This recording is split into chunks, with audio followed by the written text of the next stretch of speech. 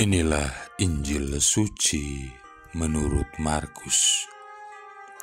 Pada suatu hari, datanglah ahli-ahli Taurat dari Yerusalem dan berkata tentang Yesus, "Ia kerasukan Beelzebul." Ada juga yang berkata, dengan kuasa penghulu setan, ia mengusir setan. Maka Yesus memanggil mereka lalu berkata kepada mereka dalam perumpamaan, "Bagaimana iblis dapat mengusir iblis? Kalau suatu kerajaan terpecah-pecah, kerajaan itu tidak dapat bertahan. Dan jika suatu rumah tangga terpecah-pecah, rumah tangga itu tidak dapat bertahan. Demikianlah juga kalau iblis berontak melawan dirinya sendiri. Kalau ia terbagi-bagi, ia tidak dapat bertahan. Malahan, sudah tamatlah riwayatnya. Camkanlah, tidak seorang pun dapat memasuki rumah seorang yang kuat untuk merampas harta bendanya, kecuali kalau ia mengikat lebih dahulu orang kuat itu, lalu barulah ia dapat merampok rumah itu. Aku berkata kepadamu, sungguh semua dosa dan hujat anak-anak manusia akan diampuni. Ya, semua hujat yang mereka ucapkan. Tetapi apabila seseorang menghujat Roh Kudus, ia tidak akan mendapat ampun untuk selama-lamanya, sebab dosa yang dilakukannya adalah dosa yang kekal. Yesus berkata demikian karena mereka bilang bahwa ia kerasukan roh jahat. Demikianlah sabda Tuhan. Saudara-saudari yang terkasih, Injil Markus secara progresif mengungkapkan siapa Yesus itu sebenarnya dari peristiwa yang satu ke peristiwa selanjutnya.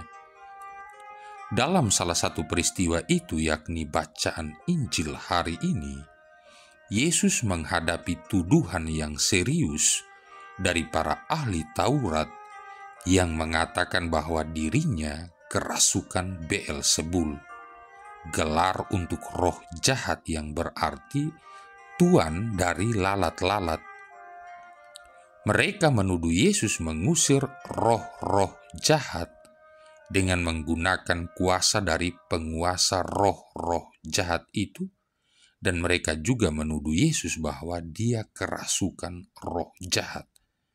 Karena itu Yesus menyingkapkan tidak masuk akalnya tuduhan para ahli Taurat itu dengan sebuah pertanyaan logis sederhana. Bagaimana iblis dapat mengusir iblis? Jadi, karena kecemburuan atau sikap benar sendiri, para ahli Taurat itu menjadi buta terhadap hal-hal yang sudah jelas dan gamblang, yakni bahwa melalui pengusiran roh-roh jahat dan penyembuhan orang-orang sakit, Yesus sebenarnya sedang melakukan perusakan atau penghancuran terhadap kerajaan iblis, bukan membangunnya. Secara implisit, Yesus sebenarnya mengatakan bahwa Dia telah datang untuk membangun kerajaan Allah dengan pertama-tama menjarah rumah dari si orang kuat, yakni si jahat iblis. Saudara-saudari yang terkasih, kepada para lawan yang menuduhnya, Yesus mengingatkan siapa saja yang menghujat Roh Kudus tidak mendapat ampun selama-lamanya, melainkan bersalah karena berbuat dosa yang kekal. Konteksnya di sini bersifat signifikan. Yesus sedang memperingatkan para pemuka agama Yahudi yang menyatakan karya penyelamatan Allah sebagai pekerjaan si iblis. mereka memutarbalikan kebenaran, menolak karunia keselamatan Allah, dan menempatkan orang-orang lain dalam posisi yang beresiko juga. Sebelumnya, bagian pertama dari pernyataan Yesus berbunyi sebagai berikut. Sesungguhnya, aku berkata kepadamu, semua dosa dan hujat apapun yang diucapkan anak-anak manusia akan diampuni. Hal ini menandai sebuah langkah lagi dalam pernyataan progresif dari anak manusia, yakni Dialah yang mempunyai kuasa untuk mengampuni dosa. Markus mengkombinasikan cerita penolakan ini dengan serangkaian tanggapan-tanggapan yang bersifat skeptis. Urut-urutannya menyediakan suatu efek kumulatif. Identitas Yesus muncul secara lebih jelas karena dia membuktikan bahwa tuduhan negatif para lawannya itu salah. Pada saat yang bersamaan, Markus menunjukkan kontradiksi yang mencolok, yakni para ahli Taurat dan otoritas keagamaan Yahudi menolak Yesus, padahal ekspektasi kebanyakan adalah sebaliknya, yaitu mereka akan menyambut baik dirinya. Bahkan keluarga Yesus pun mempertanyakan tindak tanduk Yesus. Sedangkan para murid dan orang banyak yang terdiri dari orang-orang sederhana dan miskin, barangkali karena kebutuhan real mereka, namun juga karena keterbukaan mereka, memandang Yesus sebagai Sang Mesias yang dengan penuh kuasa meresmikan kedatangan kerajaan Allah. Saudara-saudari yang terkasih, melalui serangkaian tanda heran dan mujizat yang dikerjakan Yesus, karya Allah demi kebaikan dan keselamatan manusia ditampilkan. Motivasi terdalam seluruh karya Yesus ialah kasih yang tidak mungkin dipersatukan dengan kejahatan yang merupakan karya si iblis. Celakanya, para lawan Yesus, yaitu para pemuka agama Yahudi, melihat semua mujizat Yesus sebagai perbuatan yang dikerjakan dengan kuasa Beelzebul, penghulu setan. Para oposan Yesus ini selalu melihat perbuatan Yesus yang begitu mengagumkan dari sudut pandang negatif dengan kacamata lalat. Ketika mereka melakukan itu, mereka justru menutup diri terhadap keselamatan.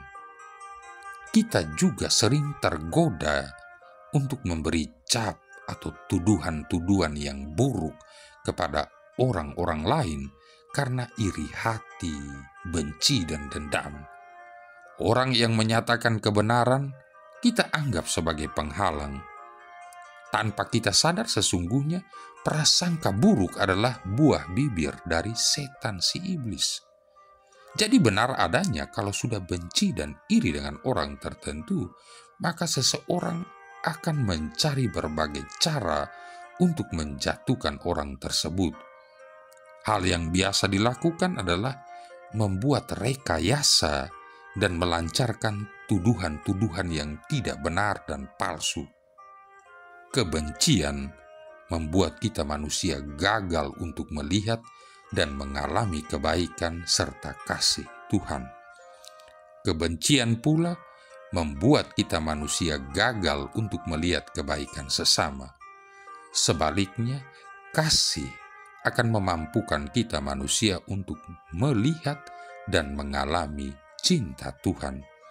Kasih pula akan memampukan kita manusia untuk menyalurkan kasih dan kebaikan Tuhan kepada sesama. Marilah berdoa. Allah Bapa sumber pengharapan, Engkau telah mengikat perjanjian dengan semua orang melalui Yesus Putramu yang terurapi. Semoga kami selalu berpegang teguh padanya dan kembang menjadi umat yang patuh setia. Sebab dialah Tuhan pengantara kami, yang bersama dengan Dikau dan Roh Kudus hidup dan berkuasa, satu Allah sepanjang segala masa. Tuhan memberkati kita sekalian, Bapa, Putra, dan Roh Kudus.